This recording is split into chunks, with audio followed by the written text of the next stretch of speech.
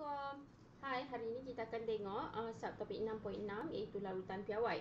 Okey kelas, kalau sebelum ini kita dah belajar tentang kepekatan larutan aqueous. So hari ini kita nak belajar tentang larutan piawai, iaitu juga larutan aqueous, tetapi larutan piawai ni ialah larutan yang kepekatannya diketahui dengan tepat. Okey, maksudnya kita nak menyediakan larutan dengan ketepatan pula. Okey, kepekatannya kita ketahui dengan tepat. Okey, so kita nak sediakan larutan yang kita ketahui kepekatannya dengan tepat. So itu adalah maksud larutan piawai, larutan yang diketahui kepekatannya dengan tepat. Okey, so sebelum ni kita dah belajar tentang kepekatan. So dia kata dalam penyediaan larutan piawai, jisim zat terlarut dan isi padu air suling merupakan dua parameter yang mesti disukat dengan tepat. So kita kena tahu berapa jisim zat terlarut yang kita masukkan dan berapa isi padu air suling yang kita masukkan untuk menyediakan larutan piawai tersebut. Okey, baiklah. So hari ini apa yang kita perlu tahu ialah yang pertama, menyatakan maksud larutan piawai. Tadilah. Okey. So, yang kedua, menghuraikan penyediaan larutan piawai dengan menjalankan aktiviti penyediaan larutan piawai. Okey, so ni kita kena buat aktiviti sebenarnya. Kalau kita di sekolah, kita akan buat eksperimen. Dua eksperimen ini, dia bukan eksperimen sebenarnya, it's activity. Okey, menyediakan larutan piawai. So ada dua kaedah menyediakan larutan piawai. Yang pertama, menyediakan larutan piawai daripada pepejal. Okay, kita masukkan zat terlarut dalam bentuk pepejal. Dan yang kedua, melalui pencairan aqueous. Okey, kita ada larutan sedia ada yang lebih pekat dan kita nak cairkan larutan tersebut. Okey, so ada dua kaedah lah. Dan yang ketiga ialah menyelesaikan masalah penghitungan yang melibatkan penyediaan larutan piawai dan pencairan. Baik. So kita terus pergi kepada aktiviti ini. Okey. So kita lihat dulu aktiviti ini dalam buku, kemudian nanti awak boleh refer kepada video yang seterusnya yang saya akan beri. Video itu ada aktiviti yang ditunjukkan ya. Okey, so kita tengok dulu tujuan dia ialah untuk menyediakan 250 cm padu larutan piawai natrium karbonat N2CO3 1 mol per dm3. Okey, 1 mol per dm3 ni ialah dia punya kepekatan. Okey, dia punya isi padu dia yang ni. So kita nak sediakan 250 cm padu larutan natrium karbonat dengan kepekatan 1.0 mol per dm padu. Bahan yang digunakan ialah air suling, pepejal natrium karbonat, kiradas, penimbang elektronik, corong turas, kelalang volumetrik 250 cm padu, penitis botol pencuci, okey, bika 250 cm padu dan rod kaca. Okey, so kita tengok prosedur. So prosedur yang pertama, mestilah kita kena kira berapa banyak jisim natrium karbonat yang kita perlu gunakan untuk menghasilkan larutan ini. Okey. So dia suruh kita kira lah. So kita kira dulu. Mesti kena kira. Okey, so nanti tengok kira ya. Okey, tentukan jisim natrium karbonat yang diperlukan dengan menggunakan rumus N sama dengan mv per 1000. Okey, so sebelum ni kita dah belajar rumus yang pertama iaitu M sama dengan N per V. N ni ialah bilangan mol. V ialah volume ataupun isi padu. M ni ialah kemolaran ataupun kepekatan. Okey, so sekarang ni kita nak cari jisim. Sekarang kita nak cari jisim, sebenarnya kita boleh dapatkan daripada bilangan mol. Okey, so kita kira bilangan mol. N sama dengan V, bawa ke sini dia jadi M darab V. N sama dengan M V. Okey, tetapi kat sini V yang diberi, volume yang diberi ialah 250 cm padu. Okey, so dalam unit cm padu kita kena tukarkan dia kepada dm padu. So sebenarnya kita bahagi 1000 lah, dia akan jadi macam ni. Kalau tengok formula dia, N sama dengan M darab V bahagi 1000 kan. Sebab kita nak dapatkan volume dalam unit desimeter padu. Okey. Secara ringkasnya, formula ini akan jadi begini, MV per 1000. Okey, so awak boleh gunakan rumus ini bila-bila masa untuk mencari bilangan mol jika isi padu diberi dalam unit cm padu. Okey, jika isi padu diberi dalam unit cm padu, so kamu boleh tukarkan dia kepada dm padu ataupun nak cari mol senang, guna je formula N sama dengan MV per 1000. Okey, kita teruskan dengan pengiraan tadi. Okey, so N sama dengan M diberi 1.0 mol per dm cube darab dengan 250 cm padu bahagi dengan 1000. So N sama dengan, okey, 1 darab 250 lah, bagi 1000 dia akan jadi 0.25 mol. Okey, betul pula. Okey, ni okey, so N sama dengan 0.25 mol. Macam mana pula nak dapatkan jisim? Okey, nak dapatkan jisim. Okey, so kena darab dengan jisim molar natrium karbonat. So darab dengan jisim molar natrium karbonat N2CO3 kan. Okey, N2CO3. Okay. Sebab dia kamera ni autofocus. Tak lah. Okey, so Na2CO3, sorry. Na2CO3. Okey, so Na awak kena carilah dia punya jisim molar dia. Jisim molar dia ada kat belakang belakang full text tu. Okey, kalau Na sebab dia tak bagi dekat soalan tu kan. So kalau Na yang ni lah. Na dia punya yang nombor yang besar ni. Okey, nombor yang besar ni ialah dia punya jisim molar ataupun dia punya JAR. Okey, so Na 23.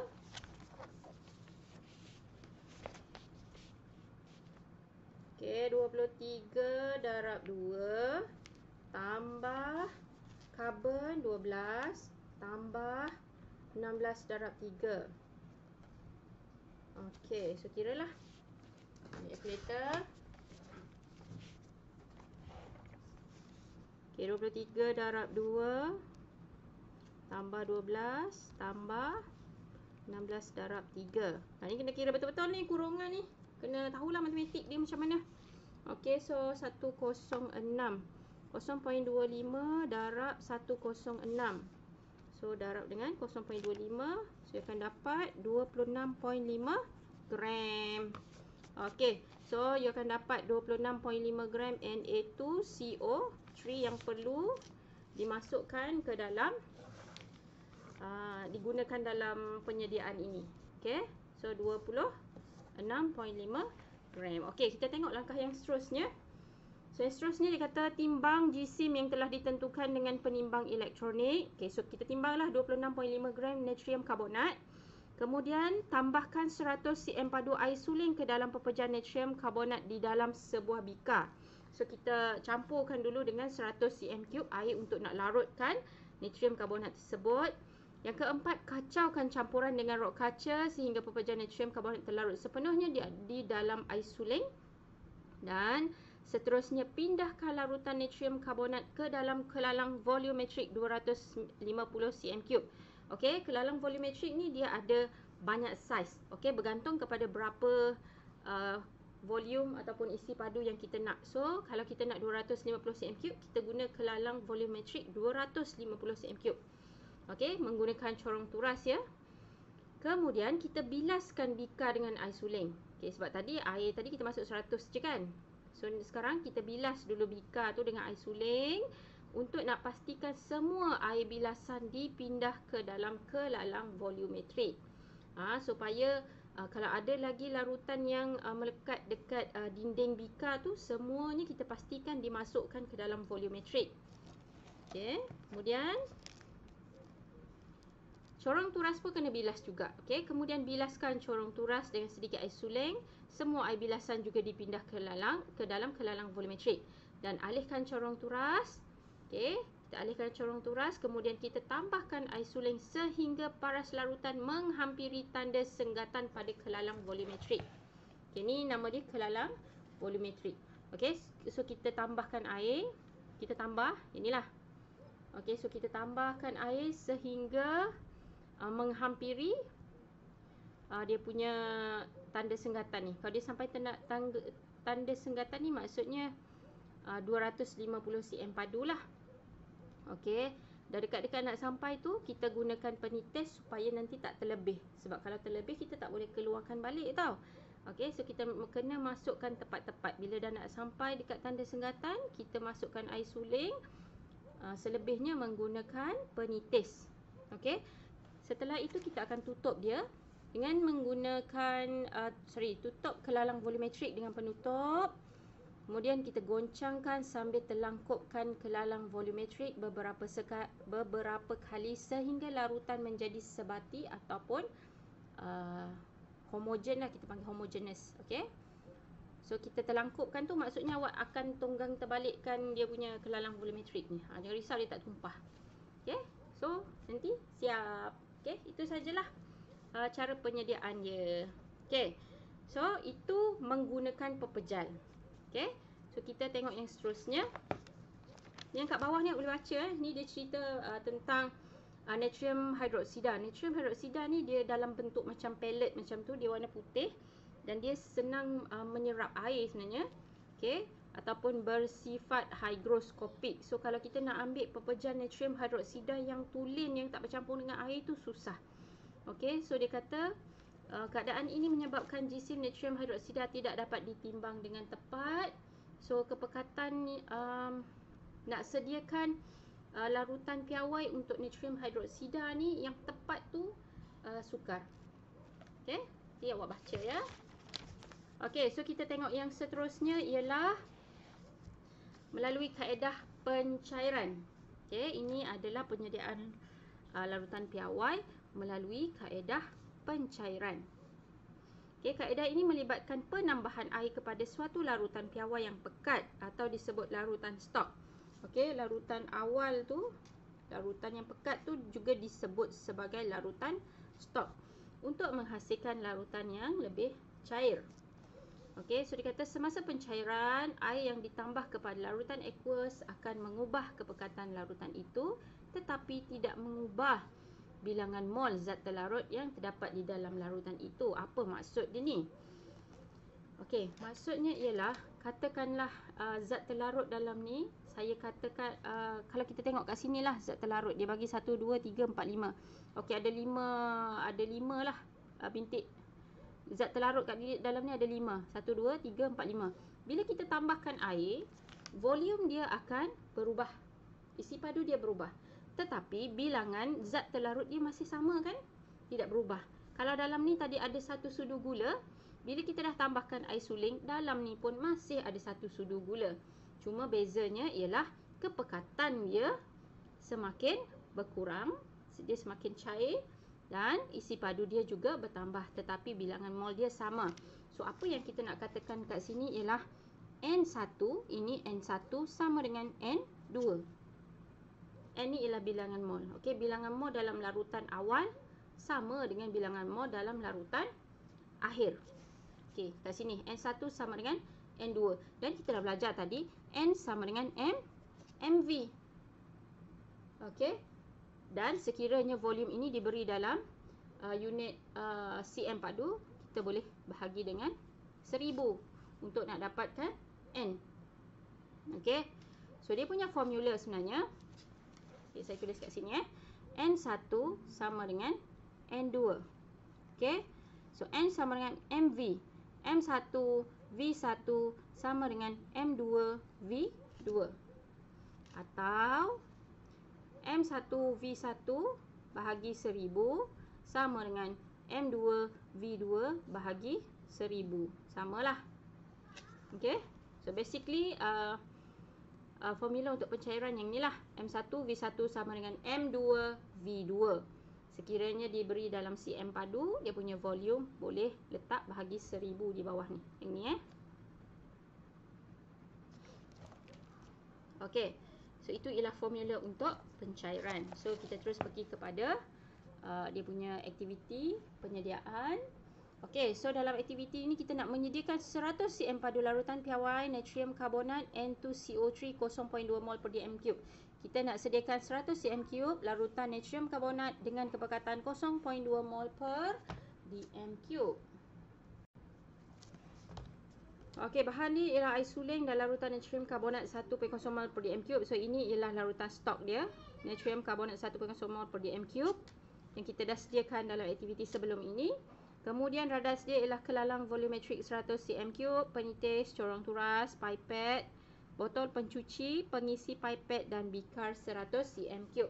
Okey, so now kita kena kira dulu berapa banyak larutan stok yang kita nak ambil untuk nak campurkan dengan air sehingga jadi 100 cm3. Okey, so kita guna formula tadi M1V1 sama dengan M2V2. Okey, kita guna formula ini. M1 ialah 0 mol per dm cube. 1.0 mol per dm cube. Darab volume asal tak tahulah. V1 ni lah adalah isi padu yang kita nak ambil. Okey, sama dengan ni kepekatan akhir. Kepekatan akhir ni yang ni lah kepekatan akhir. Okey, 0.2 mol per dm cube. Darab volume akhir kita nak 100 cm cube. Okey, 100 cm cube. So nanti kita kena bahagi dengan 1000 lah ni. Okey, so volume 1 ni pun kita kena bahagi dengan 1000 juga. Oh, no, tak perlu. Kenapa tak perlu? Sebab kita bukan nak tukar kepada dm cube. Okey, sorry. So kita just nak dalam cm cube sahaja sebab kita nak ambil guna penyukat kita dalam unit cm cube. Okey, so V1 sama dengan 0.2 mol per dm cube darab 100 cm cube bahagi 1.0 mol per dm cube. Okey, so kalau tengok ni unit ni kita boleh cancelkan unit ni Okey, so 0.2 darab 100. Kira 0.2 darab 100 sama dengan 20. So 20 bagi 1 20 lah. Okey, so kita dapat 20 cm cube. Okey, so V1 yang kita nak ambil ialah 20 cm cube. Okey, so kita dah kira tadi So, kalau 20 cm cube, mula-mula sekali tuangkan larutan stok daripada aktiviti 6.7 ke dalam sebuah bikar. Okey, ni kita tak sukat lagi. Okey, kemudian keluarkan isi padu larutan V1 iaitu 20 cm3 yang telah dihitung dengan pipet. So pipet ni kita kena ambil pipet yang khas untuk keluarkan 20 cm3 larutan. So dia ada senggat dekat sini sebenarnya. Kita kena gunakan dia punya apa ni? Ada pengeluar pipet ni, pengeluar dia ada ni. Apa ni? Penyedut pipet kat sini. Dia ada roda dekat sini, kita boleh pusing sampailah larutan tu naik sampai ke senggat yang menunjukkan dia dengan volume 20 cm3. Okey, so kita keluarkan guna pipet. Kemudian kita masukkan ke dalam kelalang volumetrik 100 cm3 Kelalang volumetrik ni memang dia punya isi padu dia 100 cm3. Pun dia ada senggatan dekat sini. Okey, so kita masukkan dulu. Kemudian okey, kita tambahkan air suling sehingga paras larutan menghampiri tanda senggatan. Tambah je air suling sampai dekat-dekat tanda senggatan. Seterusnya kita guna penitis pula untuk tambah sehinggalah betul-betul kepada tanda senggatan. Last sekali kita tutup, goncangkan dan telangkupkan beberapa kali sehingga dapat sebati larutan yang sebati. Okey, so siaplah larutan piawai yang kita sediakan dengan kaedah pencairan. Okey, so seterusnya kita tengok kepada soalan Okay, untuk aktiviti tadi kamu boleh rujuk dalam video yang saya akan beri selepas ini. Okey, so kita tengok kaedah ataupun penghitungan pula. Okey, contoh Kirajan 6.30 menunjukkan 75 cm3 asid nitrik HNO3 2.0 mol per dm cube yang dicairkan kepada X mol per dm cube apabila 25 cm3 air suling ditambahkan. Hitungkan nilai X. Okey, so kita tengok lagi sekali. Kena baca beberapa kali soalan macam ni sebab kita nak tahu ini pencairan. Okey, so dia punya formula M1V1 sama dengan M2 V2. Okay, rajah 6.30 menunjukkan 75 cm3 asid nitrik 2.0 mol per dm3 yang dicairkan. Maksudnya yang ni ialah V1, ini ialah M1 kepada X mol per dm3. Awak tengok unit dia, ini ialah kepekatan. Ini ialah M2. Apabila 25 cm3 air suling ditambahkan, so 75 tambah 25 jadi 100. Okey, so dia punya V2 sama dengan 100 cm3.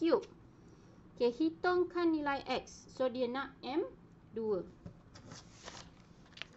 Okey, keluarkan kertas. So V1 M1 sama dengan V2 M2. So V1 sama dengan 75 cm3 darab M1 2.0 mol per dm3 sama dengan V2 100 cm3 darab M2 yang kita nak cari. Okey, M2. Okey, so 75 darab 2. Okey, sama dengan 150.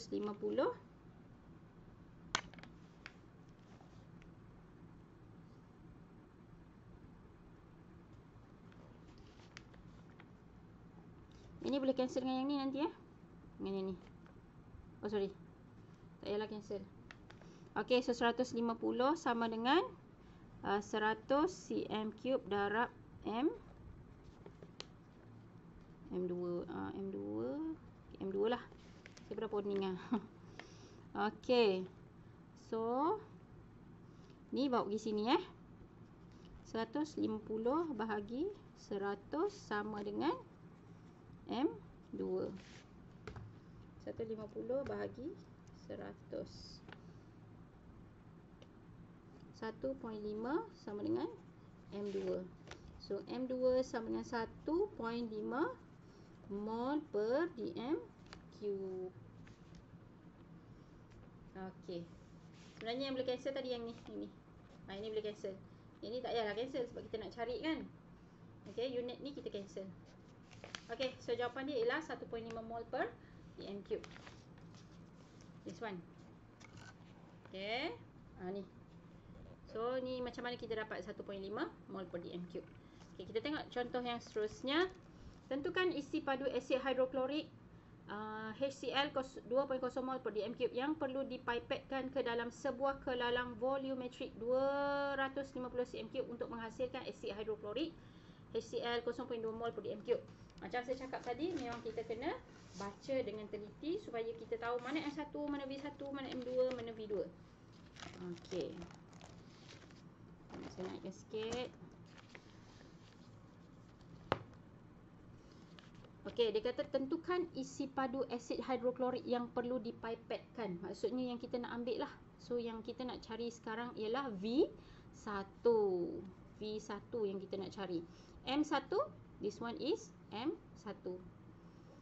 Ke dalam sebuah kelalang volumetrik 250 cm3. So 250 cm3 ni ialah dia punya volume akhir V2. Untuk menghasilkan asid hidroklorik dengan kepekatan 0.2 mol per dm3 ini ialah M2. Okey. So kita kira sekarang kita nak cari V1 kan? Okey, M1 V1 sama dengan M2 V2. M1 2.0 mol per dm3 darab V1 yang kita nak cari sama dengan M2 0.2 mol per dm3 darab V2 is 250 cm padu. Okey, so nak cari V1 lah. Ini boleh cancel dulu. Okey, so V1 sama dengan 0.2 darab 250 bahagi 2. 0.0. V1 sama dengan, okey, so kira lah 0.2 darab 250 sama dengan 50. So bahagi 2. So awak akan dapat 25 cm3. Ya, ini. Okey, so itu saja untuk hari ni. So you punya kerja rumah, you punya tugasan ialah aktiviti 6.9 dan aktiviti 6.6. So kelas itu saja untuk hari ini. Bye bye. Assalamualaikum.